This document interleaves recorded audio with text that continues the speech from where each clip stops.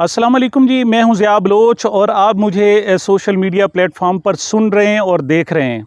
सामिन, पाकिस्तान में ईद का त्यौहार मनाया जा रहा है। पाकिस्तान उन इलाकों में है जहां ईद बड़े जोश व खरोश से मनाई जाती है और आजकल पाकिस्तानियों के पास वक्त भी बहुत ज़्यादा है और खूब ईद मनाई जा रही है। अगरचे 2 दिन गुजर चुके हैं लेकिन मज़ीद 2 दिन तक ईद मनाए जाने का इम्कान है। ऐसे में पाकिस्तान में बहुत ज़्यादा सफ़र किया जाता है, दूर दराज इलाकों में जाया जाता है।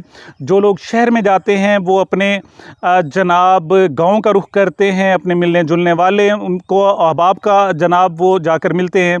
ऐसे में मैं भी अपने आबाई इलाके में मौजूद हूँ और अपने आबाई गांव में मौजूद हूँ। तो मैंने सोचा कि आप इस नागा करने की बजाय आपसे यहाँ से देहात से ही आपसे व्लॉग पर गुफ्तगू की जाए और आपसे बातचीत की जाए।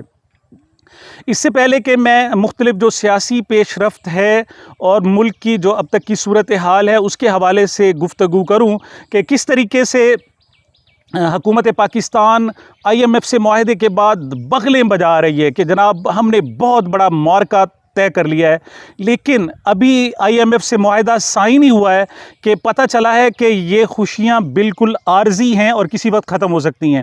IMF के हवाले से आपसे गुफ्तगू करनी है और इस हवाले से क्या टैक्सेस लगाए जा रहे हैं और पाकिस्तान का आइंदा आने वाला जो माहौल होगा वो किस किस्म का होगा, इस हवाले से बात करते हैं। लेकिन सबसे पहले मैं चाहता हूं कि आपको इस इंतहाई खूबसूरती में आपको शरीक करूं कि ये जनाब किस तरीके से हमारे जनाब देहात का मौसम होता है, किस तरीके से हमारे बागात होते हैं, किस तरह जनाब ये सब्ज़ियाँ होती हैं हमारे यहाँ, किस तरह आम ख़ास तौर पर आपको पता है पाकिस्तान की ख़ास तौर पर पहचान है। तो मैंने चाहा कि आपको इसी हवाले से अपडेट करें। ये मैं आम के बागात के दरमियान में बिल्कुल मौजूद हूँ। मौसम इंतहाई शानदार है और शायद आप तक आवाज़ें पहुँच रही हों। मुख्तलिफ़ परिंदों की खूबसूरत आवाज़ें आ रही हैं। कहीं कोयल कू कू कर रही है, तो मुख्तलिफ़ किस्म की चिड़ियाँ हैं जो जनाब अपने मखसूस अंदाज़ में इस मौसम की महकार में इजाफ़ा कर रही हैं।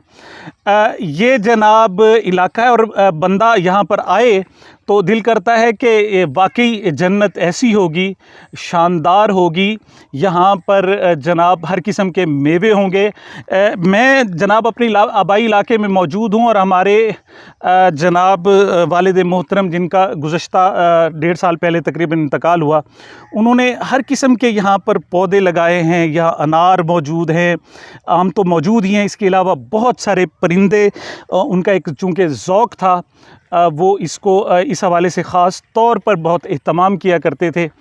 तो जनाब यहाँ मैं मौजूद और मैंने कुछ थोड़ा सा आपको बैकग्राउंड, अब मैं जिसे कहते हैं ना जी 460, उस एंगल पे आपको थोड़ा सा जाके चारों तरफ की सूरत हाल दिखा रहा हूँ कि ये क्या सूरत हाल है, किस किस्म का जनाब यहाँ माहौल है और क्या हालात हैं। हर तरफ हरियाली ही हरियाली है, बहुत खूबसूरती है। सिर्फ़ खूबसूरती नहीं है बल्कि इंतहा दर्जे की खूबसूरती है। जी जनाब, हम बात करते हैं ज़रा ठहर कर के। इस वक्त हुकूमत पाकिस्तान बहुत ज़्यादा खुशी का इजहार कर रही है। उनकी डबल ईद हो गई है क्योंकि IMF के साथ मुआहदे पर दस्तखत हो गए। इस हवाले से वज़ीर आज़म मियां शहबाज शरीफ साहब ने एक्सक्लूसिव टॉक भी की है और उन्होंने कौम को इत्मीनान में लिया। उन्होंने कहा जी अगर IMF से मुआहदा ना होता तो हम खुद को माफ़ ना करते, क्योंकि हमने अपनी पूरी सियासत पाकिस्तान बचाने में लगा ली। हालांकि आप सब लोग जानते हैं कि जब ये 14 माह पहले ये हुकूमत आई थी तो उस वक्त ऐसा कोई मामला नहीं था कि पाकिस्तान दिवालिया हो रहा है। लेकिन अब इस खुशखबरी के साथ साथ ही जनाब वज़ीर आज़म साहब ने मज़ीद भी कहा है कि हम तो गुज़श्ता 3 माह पहले ही डिफ़ॉल्ट की तरफ जा रहे थे और उन्होंने इसका बरमला इतराफ़ किया है कि पाकिस्तान को अगर डिफ़ॉल्ट से बचाया है तो वो चाइना ने बचाया है। उनका कहना यह है कि चाइना गुज़श्ता 3 माह के दौरान पाकिस्तान को तकरीबन $5 अरब हमें दे चुका है, जिसकी वजह से सर्वाइव कर रहे हैं। लेकिन इस तमाम तर जनाब IMF से मुआहदे के बावजूद अब कहा यह जा रहा है कि ये पाकिस्तान की खुशी आरज़ी हो सकती है, क्योंकि ये जो सारा अब तक बंदोबस्त किया गया है ये सिर्फ़ आइंदा 3 महीनों के लिए है और पाकिस्तान को फिर एक मरतबा डिफ़ॉल्ट का ख़तरा होगा। इसका ज़्यादा से ज़्यादा जो पाकिस्तान को डिफ़ॉल्ट होने से जो बचाएगा वो सिर्फ़ आइंदा इलेक्शन तक है और हुकूमत नहीं चाहती कि वो इलेक्शन से पहले पाकिस्तान डिफ़ॉल्ट कर जाए। मज़ीद वज़ीर आज़म शहबाज शरीफ साहब ने मज़ीद भी कहा है, वो उनका कहना ये है कि हुकूमत अपनी मुद्दत ख़त्म होते ही इक़्तिदार छोड़ देगी और आइंदा जो काम है वो इलेक्शन कमीशन का है। इलेक्शन कराना और इलेक्शन की तारीख़ देना ये हुकूमत इलेक्शन कमीशन की ज़िम्मेदारी है और हुकूमत अपनी मुद्दत से एक दिन भी ज़ायद काम नहीं करेगी। वो तो साफ ज़ाहिर है कि मुद्दत एक दिन से ज़ायद मुद्दत के लिए काम नहीं किया जा सकता, लेकिन जनाब ये उन्होंने वज़ीर आज़म साहब ने नहीं बताया कि क्या वो अपनी मुद्दत से चंद दिन पहले बाकायदा तौर पर असम्बलियाँ तोड़ देंगे ताकि अगर वो 13 अगस्त तक 12 अगस्त तक अपनी मुद्दत मुकम्मल करते हैं तो इलेक्शन के लिए जो टाइम मिलेगा इलेक्शन कमीशन को वो 60 दिन होगा। लेकिन अगर 1-2 दिन पहले ही असम्बलियाँ डिज़ोल्व कर देते हैं तो फिर 90 दिन मिल जाएगा। लेकिन इस तमाम सूरत हाल के बावजूद कहना यही है कि अभी तक इमरान खान का खौफ बरकरार है हुकूमत को और इस तमाम तर सूरत हाल में इस बात का एहतमाम किया गया है कि मामलात हमारे हाथ में रहें और इलेक्शन कमीशन के हाथ में रहें। और 9 मई के वाक़यात के बाद अगरचे तहरीक इंसाफ इस वक्त नीम बेहोशी की कैफियत में है और बहुत ज़्यादा डेंट पड़ चुका है, लेकिन दूसरे लफ्ज़ों में एक साहब ने बड़ी खूबसूरत बात की कि सांप अगर मर भी जाए तो उसके करीब नहीं जाते कि शायद इसमें जान बाकी ना हो और ये फिर हमारा ख़ात्मा ही ना कर दे। यही सूरत हाल है कि अपनी तरफ से हुकूमत PTI को बिल्कुल ख़त्म कर चुकी है और उनके ख़्याल में अब सर्वाइवल का कोई चांस नहीं है, लेकिन उसके बावजूद हुकूमत इलेक्शन कराने के लिए तैयार नहीं है, बल्कि देखा जा रहा है कि आइंदा जो अबूरी सेटअप होगा इलेक्शन के कमीशन के ज़रिए उसको तूल दे दिया जाए और उसके लिए कोई भी बहाना कोई भी तरीका इख्तियार किया जा सकता है। उससे पहले चूँकि खैबर पख्तूनख्वा और पंजाब में ये फार्मूला कारगर हो चुका है, लिहाजा तवक्को की जा रही है कि आइंदा भी हुकूमत के मामलात कंट्रोल में रहेंगे।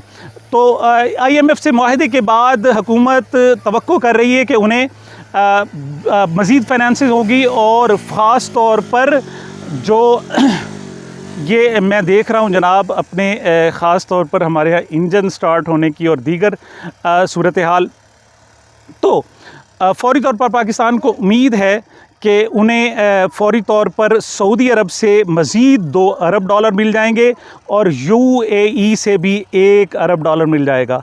और IMF से मुआहदा हो जाने के बाद हुकूमत पाकिस्तान तकरीबन 15 महीनों में वो वाहिद हुकूमत होगी जिसने रिकॉर्ड कर्ज़ा लिया होगा।